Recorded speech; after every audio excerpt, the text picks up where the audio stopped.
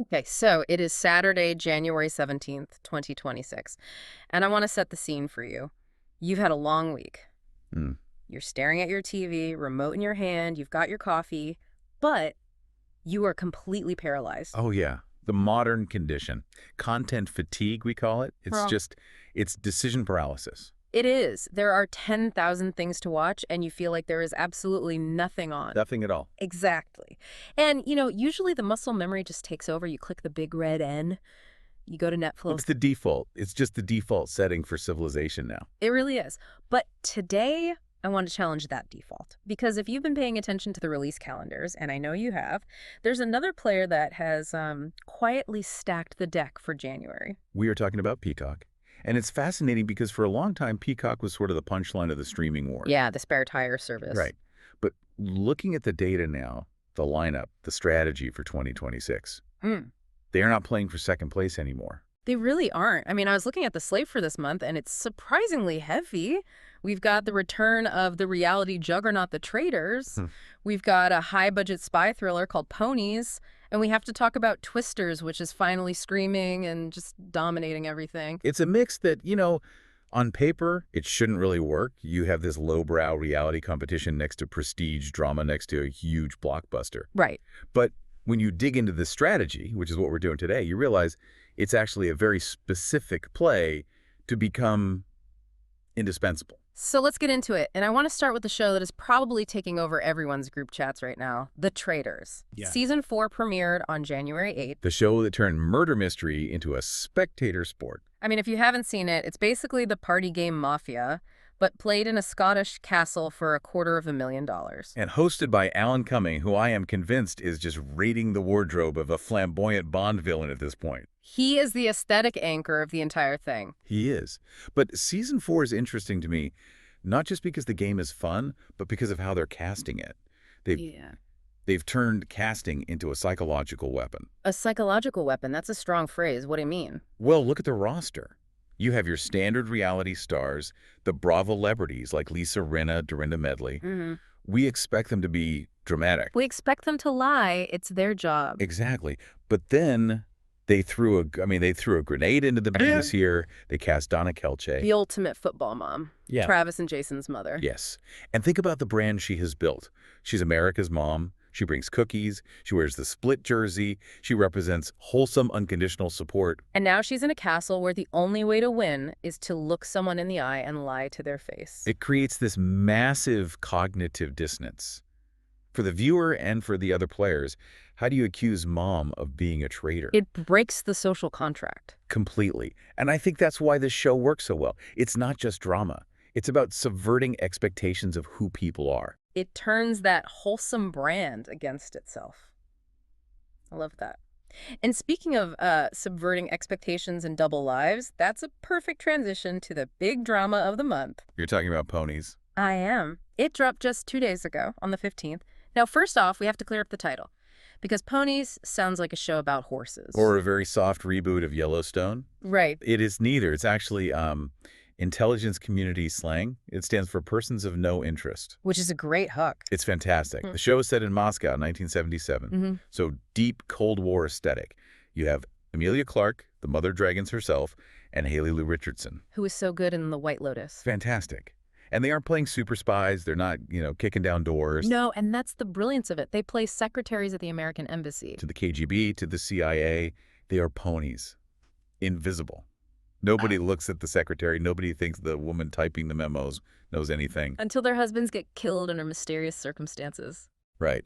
And suddenly, being invisible becomes their superpower. They have to become operatives to uncover this whole conspiracy. It feels like they're trying to capture that energy the Americans had. Yes, where the spycraft wasn't about gadgets, but just pure tension and duplicity in everyday life. And it signals that Peacock is willing to spend real money. I mean, period pieces in the 70s are not cheap. Emilia Clarke is not cheap. No, this is them waving a flag saying, hey, we do HBO-level TV too. They have to. They need to catch that prestige viewer. Right. But, and this is the key to their 2026 strategy, Right. they aren't only chasing the prestige viewer, they're also chasing the viewer who just wants to see stuff get destroyed. Which brings us to the 800-pound gorilla in the room, Twisters. A blockbuster of the moment. It hit the platform a little while ago, but looking at the January numbers, it is still the biggest draw they have. Oh. Over 370 million at the box office. It's a massive film, a standalone sequel to the '96 classic. But while everyone talks about the effects, I want to talk about the science in this movie. Oh, the nugget of knowledge. Yes, because there's a very specific plot point that sent me down a bit of a research rabbit hole. Is this the part where they try to kill the tornado? Yes. In the film, the characters have this theory that you can disrupt a tornado by shooting barrels into the funnel. Okay, and what exactly is in the barrels? It's a mixture of silver iodide and sodium polyacrylate. Okay, silver iodide, cloud seeding, I get that. But sodium polyacrylate. Why does that sound so familiar? Because if you ever changed a diaper, you've touched it. Wait. It's the super absorbent polymer beads found in disposable diapers. Pause. The big scientific solution in a massive Hollywood blockbuster is diaper beads. Theoretically, yes. The logic in the script is that the beads absorb moisture from the storm, starving it of fuel, and the silver iodide cools the air. It sounds very sciencey. But I am hearing a but in your voice. Does this actually work? So I looked into the NOAA reports on this, the National Oceanic and Atmospheric Administration, and the answer is a hard no. Why not? The physics seems kind of sound. It's a problem of scale. A tornado isn't just the funnel you see. It's connected to a supercell thunderstorm that can be 50,000 feet tall. Whoa. To actually absorb enough moisture to disrupt that system, you wouldn't need a pickup truck with a T-shirt cannon. You'd need a fleet of C-130s dropping literal tons of diaper beads. So it's physically impossible. Currently, yeah. Though, they did get one thing right visually, the twin tornadoes. That's based on a real event, so they did their homework on what it looks like. Just not how to stop it. Just not how to stop it. Speaking of what it looks like, I saw a note about the box office success being tied to 4DX, and I wanted to ask about that because that just seems like a gimmick. It is a gimmick, but it's a highly profitable one. Right. I mean, 4DX, where the seats shake, wind blows, water sprays you. Twisters set an all-time record for that format. It made over $2 million its opening weekend just from 4DX screens. Which makes sense. If you're going to pay $25 for a ticket, you want a theme park ride. Exactly. And now that it's on Peacock, it serves a different purpose. It's the spectacle watch, the movie you put on to show off your new sound system. No, I have to touch on something a bit more serious about this movie. I remember when it came out, there was some noise about what wasn't in the script. Specifically, the words climate change. Yes, this is a huge debate. And it feels odd. It's 2026. We're watching a movie about extreme weather getting more dangerous. Yeah. To not mention climate change feels like a glaring omission. Was that just the studio being afraid of politics? That's the cynical read, and it's probably partially true. The director, Lee Isaac Chung, said he didn't want the movie to feel preachy. Okay. But what surprised me is that the scientific advisors on the film actually defended the choice. Defended it how? Well, the science of tornadoes is incredibly complex. And while we know climate change makes heat waves and hurricanes worse, the data linking a warmer planet to tornado frequency is actually really messy and unclear. Oh, interesting. So by not linking it, they were actually being scientifically conservative. In a way, yes. They avoided getting ahead of the data. And convenient for the studio, it meant they didn't alienate any part of the audience in the Midwest, where these movies perform huge. Smart business. Okay, so we've covered the spies and the storms, but I want to pivot to a show that highlights a massive disconnect in the streaming world right now. We're going to talk about The Hunting Party. We have to. Season 2 just dropped. It's a procedural team hunting serial killers. But the difference between what the critics say and what the people say is, it's wild. It's a chasm. Season 1 has a 25% score on Rotten Tomatoes from critics. They tore it apart, called it dull, generic, and my favorite, produced by an algorithm. Wow. But the audience score is sitting at 83%. And people are upset. I mean, we're seeing reports of people binging it until 4 in the morning. So I have to ask, are the critics just snobs? Or did regular people just have bad taste?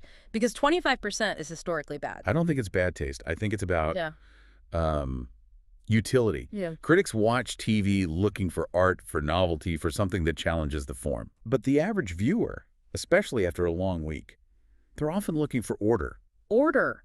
Think about it. A bad thing happens. The team assembles. They hunt.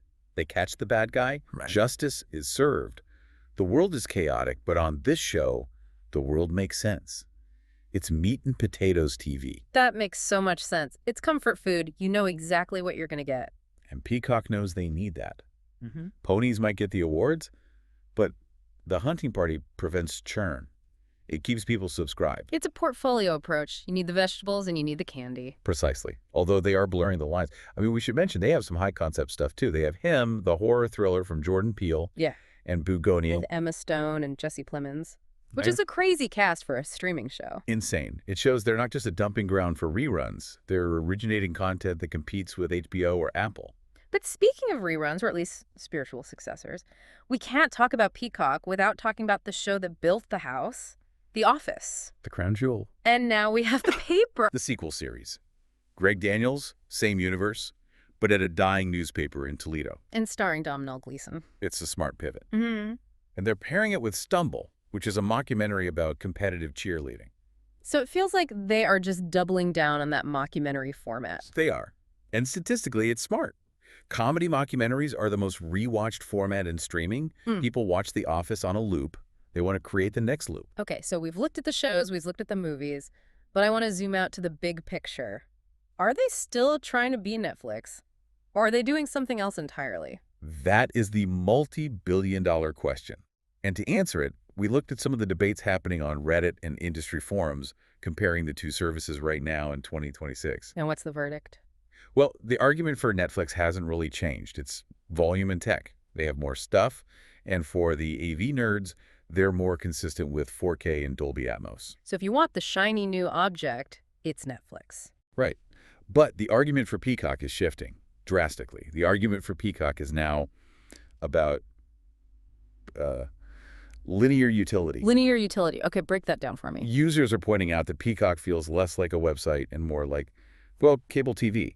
You turn it on, you have live morning news from NBC, you have your local weather, and crucially, you have massive live sports. The sports rights they have are actually staggering. I mean, the Premier League, Sunday Night Football, the Big Ten. And the WWE, WrestleMania, Royal Rumble, all of it. Right, so for a huge chunk of the population, Peacock isn't an option. If you're an NFL fan or a soccer fan, it's a utility. You need it to watch the game. Exactly. Netflix is on demand. It waits for you. Peacock is live. It's happening right now. Mm-hmm. For cord cutters, Peacock has become the bridge. It gives you the movies, but it also connects you to the live world. You know, that leads me to a kind of provocative thought to wrap this all up. Lay it on me. We're looking at Peacock in 2026. They have live sports, local news. They have shows that drop episodes weekly instead of all at once. Yeah, I think I see where you're going with this. Have we actually just reinvented cable TV? It really does look like it, doesn't it? I mean, think about the journey. We spent a decade cutting the cord, destroying the cable bundle. And now, the hottest app of 2026 is a digital bundle of news, sports, and scheduled TV. Time is a flat circle. We thought we wanted a la carte, complete freedom. But it turns out there's comfort in the bundle. There's comfort in turning on the TV and having someone tell you what's on. We just wanted it to be slightly cheaper and delivered over Wi-Fi. The more things change, The more they stay the same. Peacock survived by becoming the one thing Netflix refused to be, a television network. That is a great way to put it. Well, whether you're tuning in for the espionage of ponies or just letting the hunting party wash over you, you've got plenty of options this weekend. Just please don't try to stop any tornadoes with diaper beads. Please don't. I don't think your homeowner's insurance covers that. Enjoy your streaming, everyone. We'll see you in the next deep dive.